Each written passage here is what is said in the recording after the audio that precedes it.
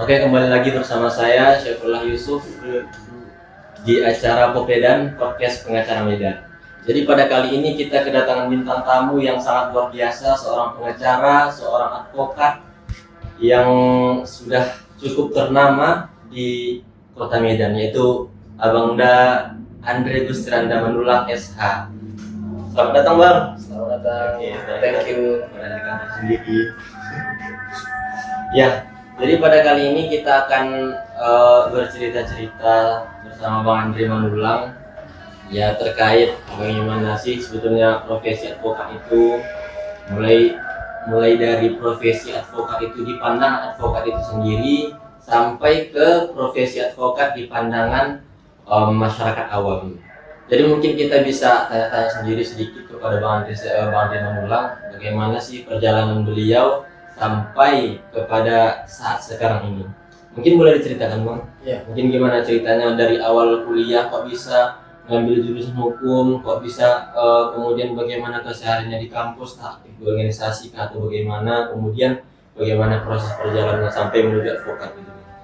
Iya, baik. Jadi kalau diceritakan memang perjalanan advokat ini memang cukup panjang ya, Yusuf. Jadi memang ada banyak yang harus diceritakan. Namun dalam podcast hari ini mungkin saya akan hanya bercerita sedikit sekilas ya mengenai bagaimana sebenarnya perjalanan seorang advokat yang akan dilantik ya kan menjadi advokat. Nah, jadi dulunya itu saya aktif di organisasi internal kampus. Saya alumni Fakultas Hukum Dharma Agung. Di sana kita belajar mengenai dunia hukum. Di sana juga kita membuat kelompok diskusi. Nah, jadi selesai saya 4 tahun dari sana, kemudian saya di semester sebelum saya selesai semester 7 saya sudah magang. Oh, magang di mana itu? Saya magang di law firm, salah satu law firm di Medan. Oh iya. Ya, jadi memang kita magang di sana, memang diajari betul-betul bagaimana dunia advokat. Nah, semester 7 saya udah bersidang pada saat itu. Nah, bersidangnya adalah kenapa? Karena dulu zaman saya masih boleh menggunakan penunjukan hakim, yaitu berdasarkan undang-undang bantuan hukum. Nah, di sana kita ditunjuk oleh hakim bagi tersangka atau terdakwa yang perkaranya di atas 5 tahun sesuai dengan pasal 56 KUHP. Nah, jadi saya mengikuti proses magang itu, kemudian setelah itu saya lanjut PKPA, pendidikan khusus profesi advokat, kemudian setelah itu saya lanjut ujian profesi, nah kemudian saya dilantik menjadi advokat. Nah, jadi banyak sebenarnya rintangan-rintangan yang lebih jelas lagi nanti boleh kita ceritakan gitu. Itulah secara singkatnya. Kemudian Bang itu katanya Kemudian Bang itu dari semester 7 kan Abang udah magang ya kan. Kira-kira berapa tahun udah Bang magang di rumah hukum itu? Jadi saya dulu magangnya itu kurang lebih ada 2 tahun lah. 2 tahun. Sampai pada akhirnya disumpah gitu. Sampai pada akhirnya disumpah menjadi pengacara. Nah, setelah itu saya pindah lagi, ada magang ke kantor hukum lagi.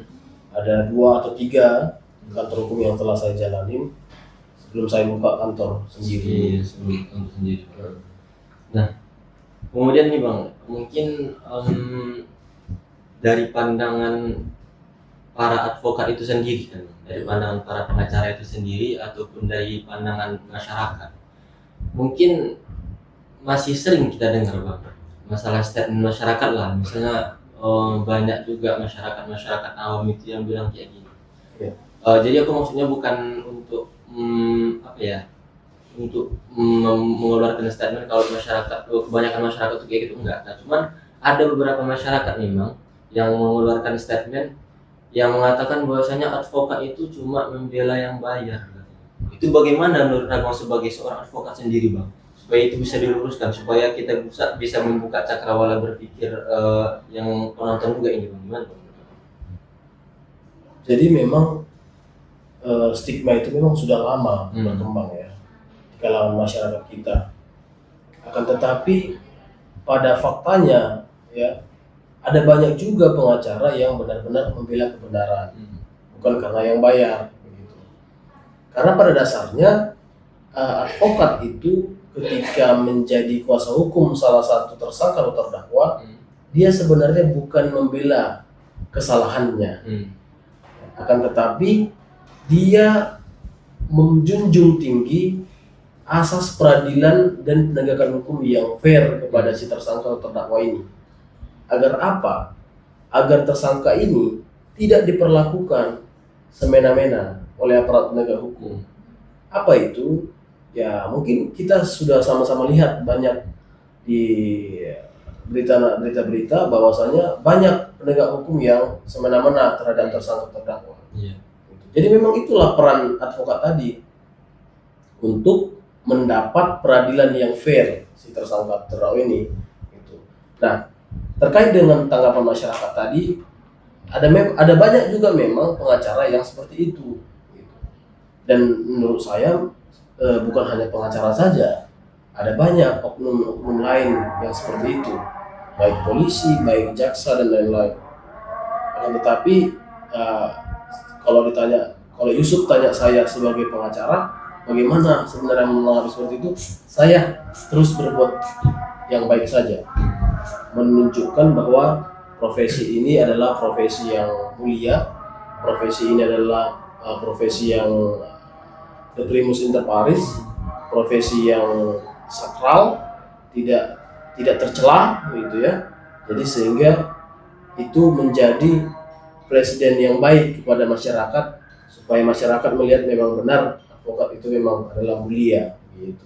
Oh jadi Bang, berarti pada intinya Abang mengatakan bahwasanya advokat itu sebetulnya bukan membela kesalahan dari si terdakwa itu tadi ya Bang? Betul ya. Cuman untuk memastikan bagaimana sebetulnya jalannya persidangan itu supaya si terdakwa ini tidak terzolimi gitu. Jadi dalam artian lain berarti advokat itu sendiri pun mungkin dia tetap kokoh pada pendiriannya, yang salah tetap salah, yang benar tetap benar. Jadi cuma ada hitam sama putih, nggak ada yang abu-abu, itulah istilahnya Bang. Benar. Jadi advokat itu tidak boleh abu-abu. Kalau memang benar katakan benar, kalau memang salah katakan salah. Gitu. Akan tetapi sering kita berhadapan di fakta persidangan, kita melihat memang ketidakbenaran itu. Jadi sehingga kita memang frontal untuk menyatakan dia tidak bersalah, gitu. Jadi bukan tentang siapa yang kita bela, ya kan? Poinnya adalah bukan tentang siapa yang kita bela, tapi dengan cara apa kita melakukan pembelaan terhadap orang itu, gitu.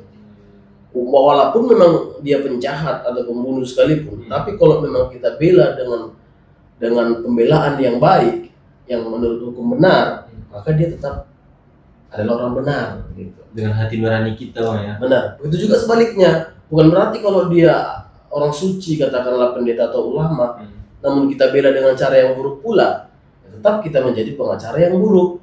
Begitu tentang konsep pembelaan ini, stigma yang di masyarakat berkembang, katanya membela yang bayar, membela yang salah, dan lain-lain. Gitu. Jadi memang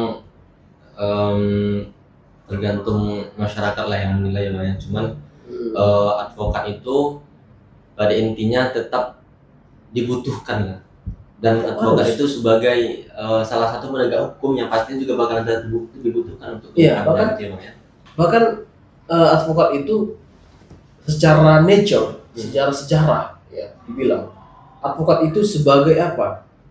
The guardian of constitution, pengawal konstitusi sebenarnya. Kenapa? Kita sama-sama tahu, mulai dari kepolisian, kejaksaan, sampai pengadilan, sampai dia terpidana, itu advokat mendampingi. Jadi dia menemukan titik celah, maupun itu baik maupun itu buruk, dia menemukan titik celah di mana kekosongan itu terjadi, sehingga dia bisa menjadi apa? Pengawal konstitusi. Gitu. Bisa dikatakan sebagai pengawal konstitusi. Kalau Mahkamah Konstitusi dibilang sebagai pengawal konstitusi, itu dari undang-undang mengatakan seperti itu. Tapi kalau advokat dibilang sebagai pengawal konstitusi, itu memang dari sejarahnya. Dari sejarahnya. Benar. Itu dia. Nah, jadi Bang, saya mau nanya, ada beberapa hal yang mau ditanya terkait situasi di Kota Medan ini loh. Iya. Mungkin banyak juga masyarakat yang resah, warga yang resah ya kan, terkait adanya begal. Begal ya. Iya. Kan kalau di Medan kan termasuk banyak lah Bang. Bahkan aku ada baca berita, ini baru aku baca tadi pagi nih Bang. Baru aku baca tadi pagi dari linknya itu merdeka.com, bahwa dalam 15 hari belakangan ini Polrestabes Medan itu sudah menangkap 14 pelaku begal. Artinya bisa dikatakan dalam satu hari itu satu pelaku lah gitu Bang ditangkap. Iya, Dalam iya. 15 hari menangkap 14 pelaku begal ya. Nah, jadi menurut Abang terkait tentang proses penegakan hukum jika dia itu seorang begal, karena kan kalau begal ini kan otomatis paling enggak itu ada dua lah, ya kan? Mungkin itu pencurian, ya kan? Sama satu lagi ada kekerasan juga, ya kan? Bang? Iya. Nah, jadi berdasarkan pengalaman Abang lah sebagai seorang advokat, sebagai seorang pengacara yang sudah beracara juga di mana-mana, kan Bang? Bagaimana lah sistem penegakan hukumnya atau proses penegakan hukumnya nih Bang? Karena memang terus terang sudah banyak sekali nih Bang masyarakat ataupun warga-warga yang sudah istilahnya geram lah sama begal ini tadi. Iya. Gimana Bang menurut Abang? Iya. Bagus. Jadi itu sebenarnya sudah pertanyaan yang sering ya diresahkan oleh masyarakat kita ya, Iya. khususnya di Kota Medan. Seperti yang Yusuf bilang tadi, ada kurang lebih 15 ya. Kalau sehari ini kurang lebih berapa? 14 orang. 14 orang pelaku begal. yang ditangkap oleh Polrestabes Medan. Iya. Jadi memang kalau pendapat saya, begal ini harus diselesaikan secara kompleks. Ya, apa itu kompleks? Tidak bisa diselesaikan secara satu persatu. Nah, kalau Yusuf bilang tadi adalah mengenai penegakan hukum, Iya. begitu kan? Berarti penegak hukum kita hanya menyelesaikan ini dari segi satu persatu saja. Apa itu dari segi penegakan hukum? Nah, kalau saya berpendapat, ya harusnya begal ini diselesaikan secara kompleks dan menyeluruh, ya, komprehensif. Kenapa? Karena kalau hanya dari segi penegakan hukum, namun dari segi sosiologis masyarakatnya tidak diselesaikan, itu sama saja. Jadi kalau menurut saya harus diselesaikan dari segi sosiologis masyarakatnya, harus diselesaikan juga dari penegakan hukumnya. Apa itu sosiologis masyarakatnya? Lihat saja penegak hukum kita sampai sekarang, edukasinya terhadap masyarakat begal untuk pelaku-pelaku begal ini itu tidak ada. Hampir tidak temukan di Kota Medan ini, gitu loh. Jadi jangan kita salahkan Kota Medan termasuk kota yang rawan begal. Kalau memang pemerintahannya baik dari segi pemerintahan Kota Medan, baik juga dari segi penegak hukumnya, baik kepolisian dalam hal ini Polrestabes Medan maupun kejaksaan dan pengadilannya, itu tidak melakukan edukasi, gitu loh. Hampir tidak ada melakukan edukasi kita lihat. Apa itu contohnya? Ya mungkin saja seperti ini. Mungkin dimulai dari tingkat yang terkecil. Ya apa itu? Dari kelurahan atau desa ya. Nah di kelurahan Kota Medan kita ini semua punya Babin Kamtibmas dan Babinsa, ya kan, Polmas istilahnya. Nah di sana bisa diterapkan sistem apa? Pendekatan secara humanis kepada masyarakat. Ya katakanlah si Babinsa tadi. Si Babin Kamtibmas tadi, si Polmas, polisi masyarakat. Dengan cara apa? Mungkin dia bisa datang ke warga-warganya, dijelasin gitu loh, bahwa hidup di masyarakat ini harus seperti ini, gitu. Bahwa ancaman begal itu adalah seperti ini. Pasalnya itu adalah pasal yang berat, gitu loh.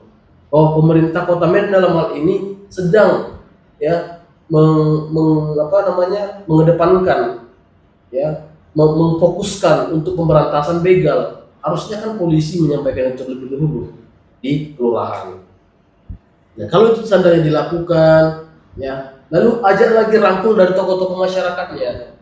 Makanya saya bilang tadi, penyelesaian begal ini tidak boleh dilakukan dari segi yang satu persatu, Iya. Harus by kompleks ya. one by one gitu, nggak boleh. Dia harus komprehensif, keseluruhan.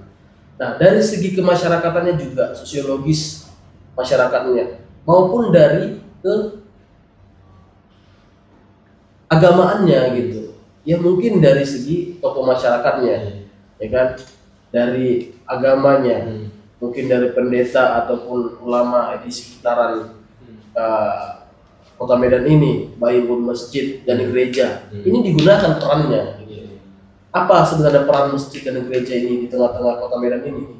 Itu kan ada. Iya. Gitu. Mungkin dari segi merangkul anak-anak muda di Kota Medan ini, atau mungkin dari segi membuat event-event terhadap anak-anak muda di Kota Medan ini.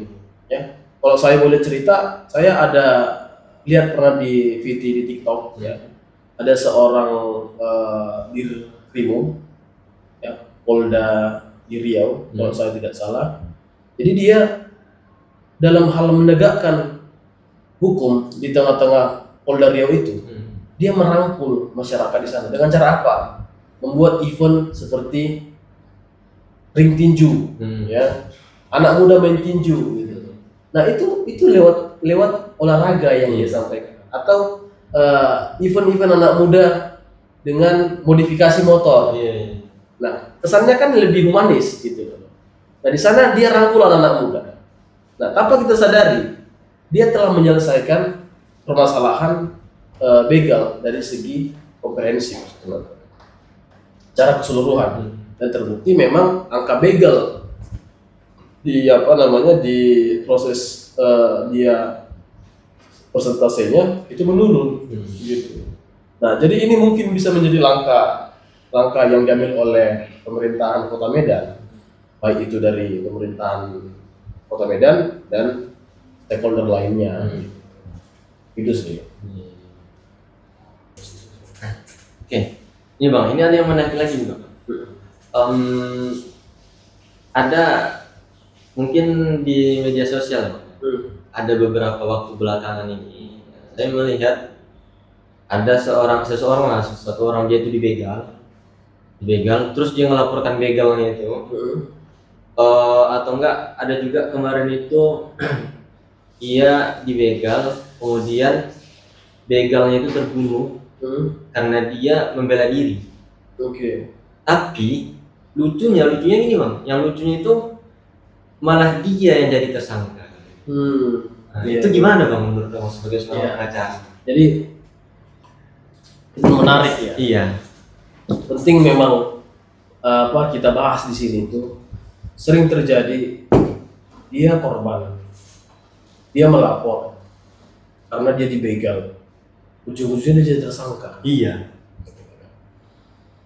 Jadi banyak memang masyarakat ya memandang bahwa aduh polisi ini salah, aduh polisi ini ternyata sudah mendiskriminasi gitu ya.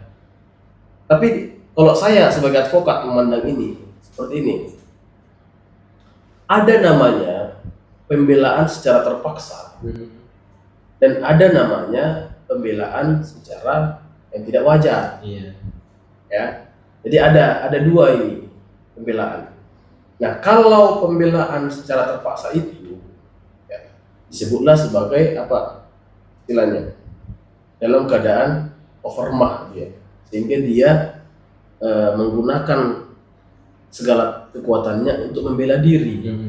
Ya, keadaan terpaksa, dia tidak bisa lagi melakukan jalan lain kecuali tidak membunuh ataupun melukai ataupun dan sebagainya. Akan tetapi ada lagi namanya pembelaan yang tidak wajar. Apa itu pembelaan yang tidak wajar?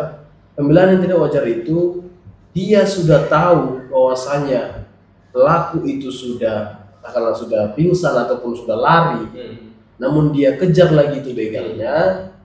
Ya, dia kejar ini si pelaku, dia samperin, ya, mungkin dengan samperin dengan lari ya. Kemudian dia pukul, lalu terjatuh, ini pelaku terjatuh, dihantam lagi sampai meninggal, dan itu terbunuhlah akhirnya si pelaku tadi.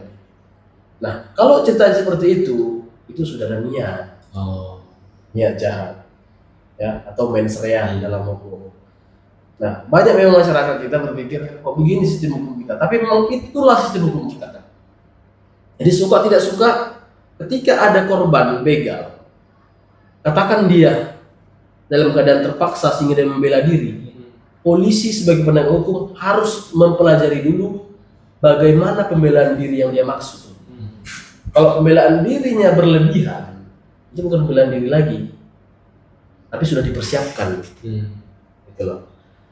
Katakan dia tadi dibegal, lalu dia punya kesempatan untuk lari atau untuk pukul itu begal, ya, lalu dia lari. Tapi pada kenyataannya dia sudah pukul itu begal, terjadi itu begal, lalu dia hantam lagi sehingga meninggal dunia. Situ ada terjadi namanya mens rea, niat jahat. Sehingga polisi menetapkan dia tersangka. Namun bagaimana nanti penegakan hukumnya sampai di tahap selanjutnya, yaitu pengadilan, nanti pengadilan yang menilai, hakim yang menilai apakah ada hal-hal yang meringankannya. Ya mungkin dia karena dia membela diri lalu dia emosional, lalu dia memukul itu tadi, ada nanti namanya pembelaan ataupun pertimbangan hakim untuk itu. Tapi untuk menghapus pidana tidak. Kalau ditanya apakah itu menghapus pidana, tidak. Tapi untuk meringankan hukumannya, ya. Nah, ada lagi yang menarik seperti ini, Sus. Jadi kemarin ada berita viral, ya, seorang pejabat di Polres menembak begal, ya, bukan begal lah, katakanlah sejenisnya atau geng motor atau apalah gitu ya. Tapi mengarah mereka ke sana menggunakan celurit dan lain-lain. Tapi seorang Kapolres ini akhirnya menembak itu begal sehingga mati begalnya. Sempat dibawa ke rumah sakit katanya, dan rumah sakit mati begalnya. Pertanyaannya, apakah tindakan Kapolres ini salah atau tidak? Dan sesuai dengan hasil dari Kompolnas, dinyatakan di sana memang dia ada pelanggaran prosedural dalam hal penggunaan senjata dan senjata api. Oh iya. Nah, jadi makanya saya bilang tadi di awal, permasalahan begal ini harus diselesaikan secara kompleks dan komprehensif. Tidak boleh satu persatu. Banyak masyarakat memandang seperti ini. Saya mendukung Kapolres, karena dia telah menegakkan hukum dengan benar. Ya, saya juga mendukung. Tapi persoalannya, penegakan hukum kita tidak boleh hanya satu persatu, harus secara komprehensif. Bagaimana caranya? Seperti saya bilang tadi, lakukan pendekatan kepada masyarakat, sosiologis masyarakatnya, bagaimana keagamaannya, yang mungkin melibatkan tokoh gereja dan tokoh masjid, ya. Itu salah satunya begitu. Bukan serta merta mengatakan langsung ada oknum yang seperti ini tembak, ada orang tembak, kan itu juga kesannya. Jadi itu jadi membuat kesan bahwa penegakan hukum di Medan ini kesannya apa? Kesannya buruk, ya, kesannya moneter, kesannya monarki, gitu. Ya, kita mendukung penegakan hukum yang bagus, yang fair. Tapi di samping melakukan penegakan hukum, harusnya dan hukum kita melakukan langkah preventif dulu, pencegahan. Apa itu? Seperti saya bilang tadi, secara komprehensif dong. Jangan ujuk-ujuk langsung ada tembak, nggak gitu penegakan hukum. Tapi apa peran daripada mereka untuk melakukan pembenahan secara komprehensif tadi? Ya mungkin kalau dia seorang Kapolres, pejabat tinggi di Polres kepolisian kita, mungkin dia bisa melakukan pendekatan ke masyarakat dan anak-anak muda. Seperti saya bilang tadi, Ya, dikasih dulu Bang ya. benar, seorang dirkrimum, ya, dia mendekatkan diri kepada pemuda. Ya, ujungnya apa? Pemuda tadi nggak mau lagi pakai narkoba. Pemuda tadi nggak mau lagi urus ini kan, huru hara gitu. Dan lebih dekat jadinya ke pejabat polisi tadi. Sehingga polisi pun lebih enak untuk membimbingnya. Karena memang secara filosofisnya itulah lahirnya polisi tadi. Bukan ujuk-ujuk. Kenapa Kapolri kita bilang, apa pesan Kapolri? Dalam hal penegakan hukum harus humanis. Itulah makna humanisme. Bukan sikit-sikit, tegas, sikit-sikit, tindak, tembak, penjarakan, bukan seperti itu sebenarnya. Harus humanis, itulah humanisnya. Gitu. Jadi memang pada intinya harus dirangkul lah masyarakat ini. Benar. Ya. Karena memang itulah tujuan dari pemerintahan kita kan. Iya. Itulah mereka digaji mahal-mahal, itulah mereka dipersiapkan segalanya untuk mereka. Mulai dari apa? Mulai dari rumah dinas, mulai dari mobil dinas dan lain-lain. Itulah memang fungsi dari mereka untuk didik masyarakat tadi.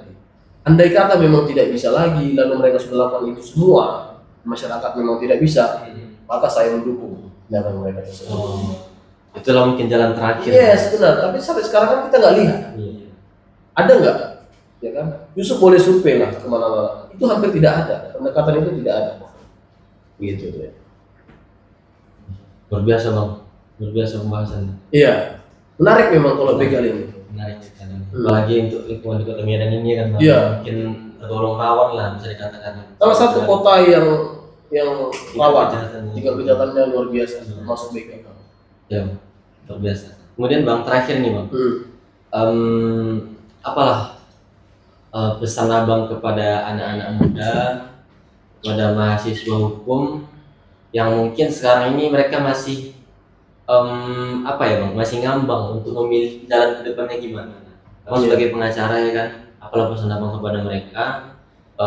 Abang tadi juga udah jelaskan pengacara itu bagaimana. Nah tinggal terakhirin lah pesan abang kepada adik-adik mahasiswa supaya tidak pernah ragu akan langkah yang akan diambil. Ya. Kalau kira-kira. Ya, saya sih berpesan begini aja. Anak muda kita bukan anak-anak muda seperti zaman dulu lagi. Anak muda sekarang itu sudah diperlengkapi dengan alat-alat komunikasi yang canggih. Itu dimanfaatin. Salah satu contoh apa? Jika sekarang anak-anak muda ingin cari pekerjaan, tidak usah ragu lagi.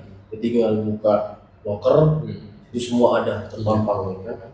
Nah itu sebenarnya kemajuan teknologi yang harus dimanfaatkan oleh anak muda. Nah, kalau dikatakan langkah apa yang akan dilakukan ke depan di anak muda kita sekarang, saran saya itu tetap berkarya saja gitu. Apapun di bidang apapun itu, ya kalau di dunia hukum mungkin di dunia kita, ketika ada anak-anak mahasiswa yang mimpikan masa depannya, ya saran saya tetap berkarya di dunia hukum ini. Kenapa? Karena sistem hukum kita itu dinamis, bukan seperti sains ataupun matematika yang itu ada hitung-hitungannya di sana. Nah, sistem hukum kita dinamis. Kalau saran saya kepada anak muda yang khusus masuk hukum seperti itu. Nah, saran saya terhadap anak-anak muda di Kota Medan khususnya, ya, berperilakulah layaknya sebagai anak muda, ya bukan sistem, mohon maaf, kampungan ya istilahnya, dengan bawa celurit lah, sering itu kan terjadi kan, bawa ikuti geng motor lah dan lain. Itu kampungan menurut saya. Nah di zaman sekarang ini, mari kita ciptakan Kota Medan yang menjadi kota yang aman. Kenapa saya bilang kota aman? Karena kita harus menjaga bahwa kota ini masih memegang teguh kearifan lokalnya. Ya, apa itu? Kota Medan terkenal dengan ada istiadatnya, yaitu suku Batak, ya, maupun Sunda, Melayu dan lain-lain. Ini mereka sangat kental dengan keanekaragaman, benar. Sehingga menurut saya harusnya Kota Medan itu tertib harusnya dengan adanya sistem adat tadi, Kota Medan ini. Nah, kecuali itu terjadi mungkin di Jakarta ya kita sama-sama tahu Jakarta memang sungguh seksi di sana, sungguh padat di sana gitu. Ini Kota Medan gitu. Kota Medan ini rentan dengan saya bilang tadi adat istiadatnya. Ada ke daerah-daerah sebelah sana, masuk ke daerah Toba, Karo, ya, masuk ke daerah mungkin daerah pesisir, ya kan, Melayu, itu semua masih memegang teguh kearifan lokalnya masing-masing. Nah, harusnya pemuda-pemudi kita menciptakan peluang itu. Ya seperti saya bilang tadi, mungkin dari segi keanekaragaman budayanya itu dimanfaatkan sebagai momen untuk meningkatkan kualitas mereka. Anak-anak muda saran saya seperti itu, terus berkarya dan jauhi kerumunan-kerumunan seperti itu. Jangan menjadi anak muda yang murahan dan kampungan, tetaplah berkarya. Luar biasa bang, luar biasa. Terima kasih bang. Siap. Jadi luar biasa penjelasan dari Bang Andre Gustiranda Manulang tadi. Terima kasih. Mulai dari beliau bercerita bagaimana proses untuk mencapai menjadi seorang pengacara, kemudian memberikan tanggapan terkait hal-hal yang sudah sangat sering terjadi di Kota Medan ini, yaitu begal. Kemudian beliau juga bercerita tentang tentang penegakan hukum terhadap begal itu tadi, bagaimana kalau misalnya dia itu seorang begal kemudian terbunuh, bagaimana jadinya yang membunuh itu apakah dia jadi tersangka atau tidak, dan juga sudah berceritakan itu. Kemudian juga beliau juga memberikan saran kepada kita semua sebagai anak-anak muda di Kota Medan ini agar terus berkembang, terus berkarya, dan menghindari segala bentuk macam tindakan kriminal, baik itu di jalan ataupun di ruangan tertutup sekalipun. Maka dari itu, semoga percakapan kali ini, podcast kali ini bisa bermanfaat untuk kita semua. Saya Syaifullah Yusuf. Demikian, assalamualaikum warahmatullahi wabarakatuh.